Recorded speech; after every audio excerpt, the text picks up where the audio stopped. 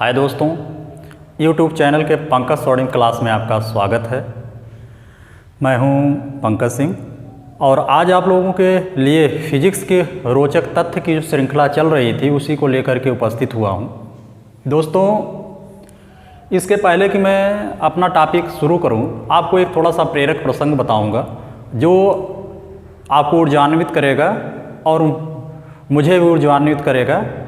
और क्योंकि वैचारिक श्रृंखला ही सबसे ज़बरदस्त श्रृंखला होती है, बिना विचार के कोई व्यक्ति आगे नहीं बढ़ सकता है। हम जो भी जीते हैं, जैसे भी रहते हैं, विचारों के साथ ही रहते हैं। तो उसी में हमको एक प्रसंग समझ में आया कि एक उक्ति हम देख रहे थे, लिखा था कि कोई भी व्यक्ति जितनी नीचे से, जितने गर्त से जितनी बुलंदी तक पहुंचता है, उसके बीच में जितना अंतराल होता है वही उसकी सफलता होती है।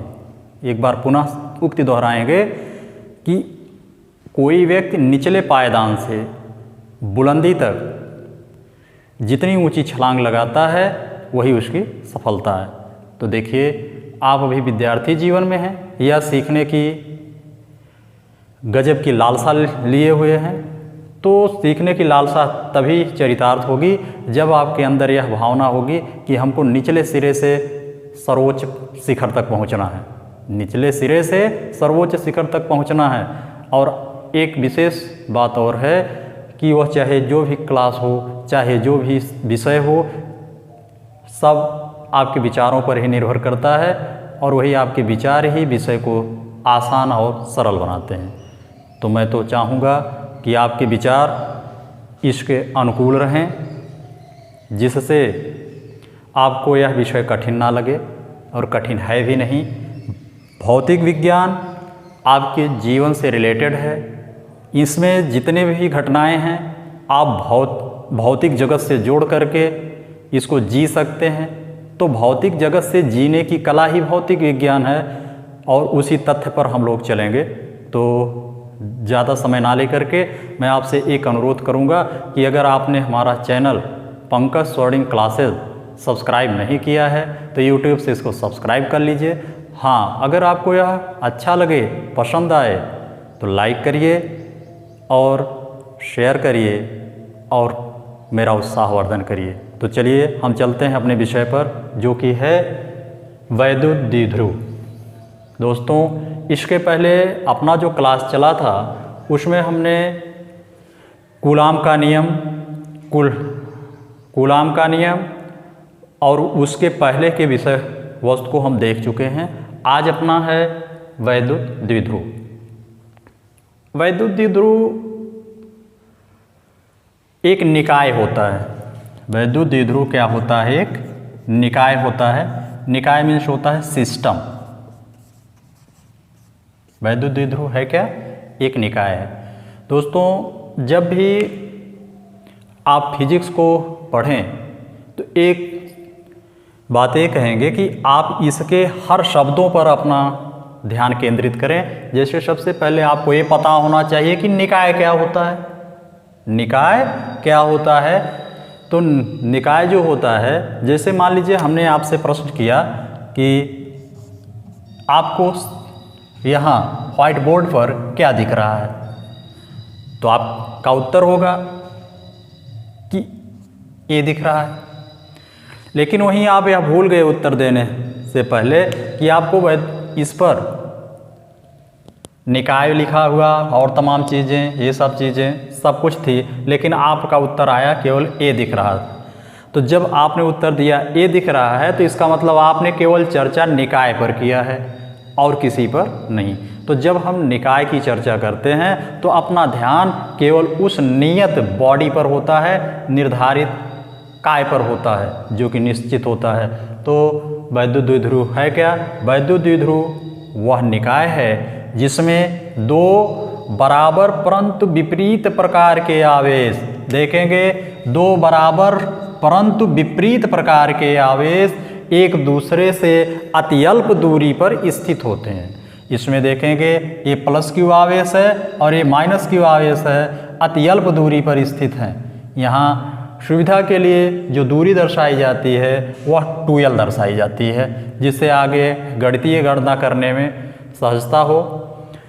तो ये जो निर्धारण किया गया है, देखेंगे एक प्लस क्यू आवेश है, एक माइनस क्यू आवेश है, वे एक दूसरे से अत्यल्प दूरी पर स्थित है। तो इसका मतलब यह किस रचना कर रहे हैं, वैद्युत द्विध्रुव की। तो एक सहज और सटीक परिभाषा जिसके लिए आप लालायित रहते हैं। आप जो है ज़्यादातर परिभाषाओं पर ही केंद्रित रहना चाहते हैं, क्योंकि वही पढ़ने की कला आपने पहले से ही सीखा है कि अपने पास होना क्या चाहिए। किसी ने पूछा कि वैद्युत द्विध्रुव क्या है, तो बस आपने शुरू कर दिया कि वैद्युत द्विध्रुव है क्या, उसकी एक सहज परिभाषा बता दिए। तो उसी परिभाषा को हम भी बता दे रहे हैं कि वैद्युत द्विध्रुव वह निकाय है। वैद्युत द्विध्रुव है क्या, वह निकाय है जिसमें दो बराबर क्यू देखेंगे, दो बराबर परंतु विपरीत प्रकार के आवेश एक दूसरे से अत्यल्प दूरी पर स्थित होते हैं। अब इस प्रकार की संरचना आप पाएंगे कि आपको कुछ अणुओं में मिलेगा। रासायनिक संरचना पर चलते हैं तो रासायनिक संरचना में कुछ अणुओं पर आप पाएंगे, जैसे आप ले लीजिए HCl।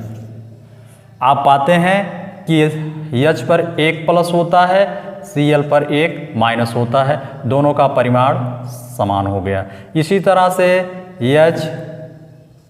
Br, H पर एक प्लस, Br पर एक माइनस। तो इस तरह से ये जो है वैद्युत द्विध्रुव की रचना करते हैं। HCl, HBr, NaCl जो इस तरह से परिमाण में समान, प्रकृति में विपरीत होते हैं लेकिन अत्यल्प दूरी पर स्थित होते हैं, तो ये वैद्युत द्विध्रुव की रचना करते हैं। और एक चीज़ और देखेंगे, इसमें परिभाषा को ही पढ़ लेना मेन बात नहीं, खासकर आपको बोधात्मक जो कंपटीशन है या जो किताबी प्रश्न या बोर्ड के जो एग्ज़ाम्स आते हैं, एग्ज़ाम पेपर आते हैं, उसमें होता क्या है कि आपसे इसी पर बोधात्मक प्रश्न पूछ लेता है। हम देख रहे थे तो एक प्रश्न इसमें सामने आया था कि क्या कोई परमाणु, ध्यान दीजिएगा, क्या कोई परमाणु वैद्युत द्विध्रुव की रचना करता है। प्रश्न आप समझ गए होंगे कि क्या कोई परमाणु जो है एटॉम वैद्युत द्विध्रुव की रचना करता है। अब आप देखते हैं कि एक परमाणु में नाभिक धनावेशित और उसके चारों ओर विपरीत कक्षाओं में, विभिन्न कक्षाओं में इलेक्ट्रॉन्स होते हैं। इलेक्ट्रॉन जो है ऋणावेशित, अर्थात ये धनावेशित और इलेक्ट्रॉन ऋणावेशित होते हैं और इनके बीच की दूरी भी अति अल्प होती है। तो क्या परमाणु जो है वैद्युत द्विध्रुव है? परमाणु को हम वैद्युत द्विध्रुव कह सकते हैं? उत्तर मिलेगा नहीं। सामान्य स्थिति में आप परमाणु को वैद्युत द्विध्रुव नहीं कह सकते हैं, क्योंकि होता क्या है कि ये समपाती होते हैं। जब भी होगा तो एक ही रेखा में एक जो है दूसरे पर आरोपित होता है। इनकी आकारिकी जो होती है एक दूसरे पर आरोपित होता है। तो इस तरह से आप कह सकते हो कि सामान्य स्थिति में परमाणु वैद्युत द्विध्रुव नहीं है। लेकिन अगर आप इस परमाणु को वैद्युत क्षेत्र में रख देते हैं, वैद्युत क्षेत्र में रखने पर होगा क्या कि परमाणु जो है वह वैद्युत द्विध्रुव बन जाएगा। तो ये रहा बोधात्मक प्रश्न का उत्तर और ये रही इसकी सटीक परिभाषा। और इसी चित्र से ही आप परिभाषा को ध्यान में रखेंगे कि वैद्युत द्विध्रुव निकाय है। नया शब्द निकाय आएगा कि वैद्युत द्विध्रुव निकाय है जिसमें दो परस्पर बराबर एवं विपरीत प्रकार के आवेश एक दूसरे से अति अल्प दूरी पर स्थित होते हैं। तो इसके बाद हम चलते हैं, अगला टॉपिक है, अगला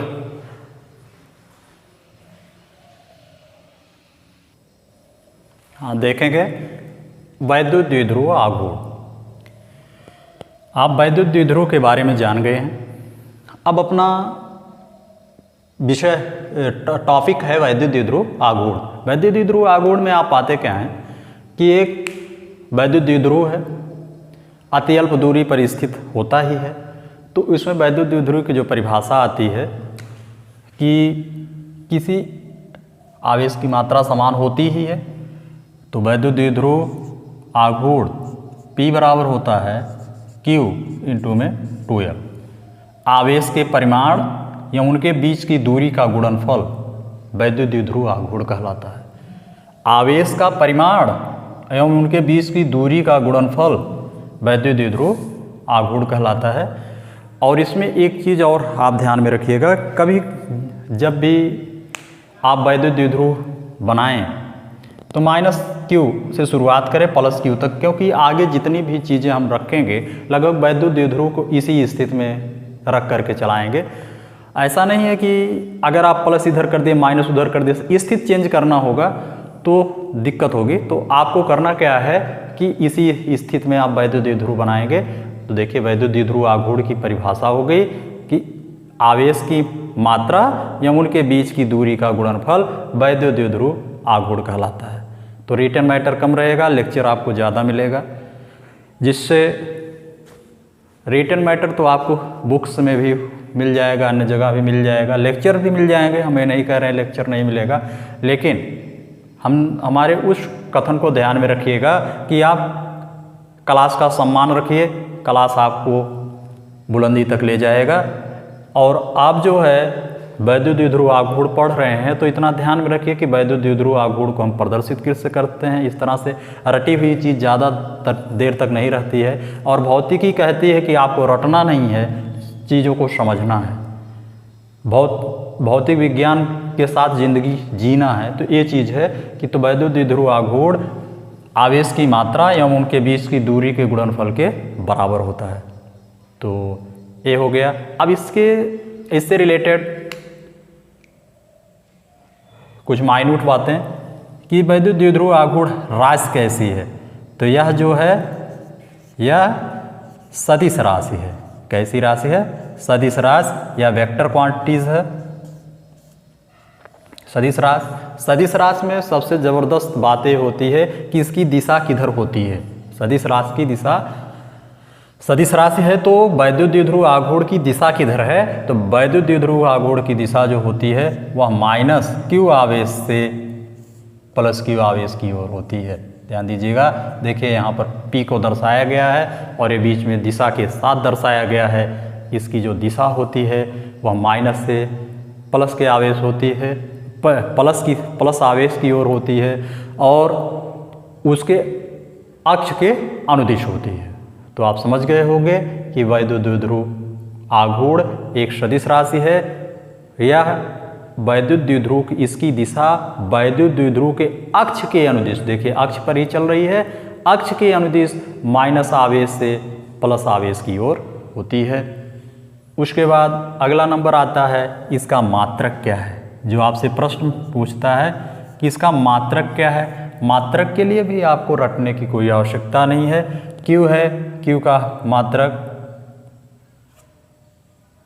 कूलाम और 2L है, इसका मात्रक मीटर। मतलब इसकी विमा हो गई, इसका मात्रक हो गया कूलाम मीटर। कूलाम मीटर पता चल गया तो इसके बाद आपको इसकी विमा पता होनी चाहिए। तो इसकी विमा जो होती है वह होती है विमा। चलिए देखते हैं, विमा है तो Q है, Q की विमा AT होगी, मीटर है, मीटर की विमा L होगी। तो इसको ATL या इस तरह से लिखने का तरीका है LTA। तो इसका विमीय सूत्र हो गया LTA। तो आई होप कि आप जो है बेहतर ढंग से समझ गए होंगे। ज़्यादा समय इस पर ना देते हुए बेसिक चीज़ हम बता ही चुके हैं कि वैद्युत द्विध्रुव आघूर्ण आवेश की मात्रा एवं दोनों आवेशों के बीच की दूरी के गुणनफल के दूरी के गुणनफल के बराबर होता है। राशि कैसी है? सदिश राशि है। मात्रक क्या है? कूलाम मीटर क्या है? कूलाम मीटर है। विमा क्या है? LTA है। बाकी इसको P से प्रदर्शित करते हैं। इसकी दिशा किधर होती है?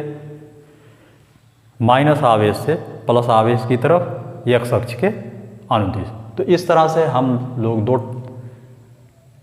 हेडिंग कंफर्म कर चुके, एक वैद्युत द्विध्रुव, दूसरा वैद्युत द्विध्रुव आघूर्ण। उसके बाद हम चलते हैं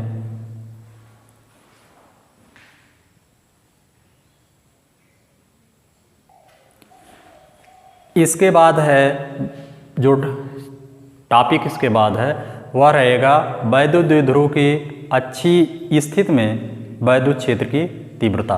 तो वैद्युत क्षेत्र की तीव्रता अच्छी स्थिति में, वैद्युत द्विध्रुव को निरक्षीय स्थिति में रखने पर वैद्युत क्षेत्र की तीव्रता। तो ये सब चीज़ें थोड़ी सी लंबी हैं, वीडियो लंबा ना हो इसलिए अभी आप इनको ध्यान में रखिएगा।